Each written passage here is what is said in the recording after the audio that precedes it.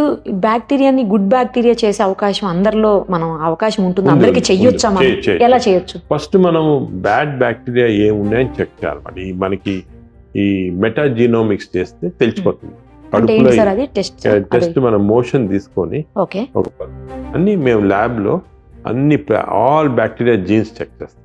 దీన్ని మెటాజీనోమిక్స్ అంటారు. అంటే 1000 స్పీసీస్ ఆఫ్ బ్యాక్టీరియా, కొంతమందికి 900 ఉంటాయి, కొంతమంది 1000 ఉంటాయి, కొంతమంది 800 ఉంటాయి, అన్ని చెక్ చేస్తాం. చెక్ చేసి ఈచ్ బ్యాక్టీరియా కనుక్కుంటాం. ఈ 1000 స్పీసీస్ లో ఏ బ్యాక్టీరియా ఉన్నాయి, ఏ టైప్ ఉన్నాయి, గుడ్ బ్యాడ్ రేషియో ఎలా ఉందని ఫస్ట్ కనుక్కుంటాం. సో రేషియో తప్పు ఉంటే అది ఎలా చేయించాలా అంటే కొన్ని రేషియోస్ కి కొంత టైప్ ఆఫ్ డైట్ ఇస్తే బెటర్, కొన్ని రేషియోస్ కి స్పెషల్ మెడిసిన్స్ ఉన్నాయి. బట్ జనరల్గా ఎలాగంటే విత్ హెల్తీ డైట్ హ్యాబిట్స్. అంటే హెల్తీ డైట్ అంటే ఎక్కువ ఫైబర్ ఎక్కువ తినాలి, వెజిటేరియన్ ఎక్కువ ఉంటుంది ఫైబర్. ఈ డైట్ ఫ్యాట్స్ కూడా వచ్చాయి, అంత తప్పు. కీటో డైట్ అంటారు, ఒట్టి నాన్ వెజిటేరియన్, దాంట్లో ఇదేమి ఉండదు, వెజిటబుల్స్ ఉండవు, తప్పది కీటో డైట్ అని.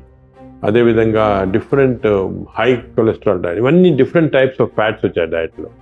అట్కిన్సన్స్ డైట్ అని. ఇవన్నీ ప్రజలు ఏమంటారంటే దానివల్ల ఏమంటే వెయిట్ తగ్గుతుంది కానీ బ్యాక్టీరియా చేంజ్ చెప్పి వేరే జబ్బులు వస్తున్నాయి. సో అది కాకుండా హెల్తీ డైట్ అంటే ఫైబర్ ఎక్కువ ఉండాలి, నట్స్, ఫ్రూట్స్, వెజిటబుల్స్, యోగట్ అని అంటే మనం పెరుగు అంటాం కదా, ఇంట్లో చేసిన పెరుగు చాలా మంచిది, దానిలో బ్యాక్టీరియా ఉంటాయి. 3 పూటలు తిన్నా మంచిది.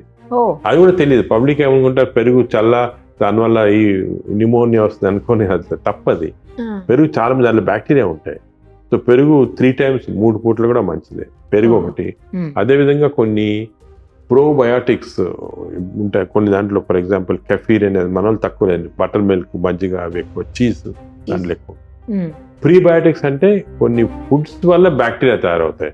అది ఇవన్నీ యాపిల్, ఆరెంజ్, దాని తర్వాత మన ఆనియన్స్, గార్లిక్స్ తింటే బ్యాక్టీరియా, మంచి బ్యాక్టీరియా ఎక్కువ అవుతాయి అన్నమాట, హెల్త్. అలాగా ప్రీబయాటిక్ ఇవి డైట్ మ్యానిపులేషన్ అన్నమాట.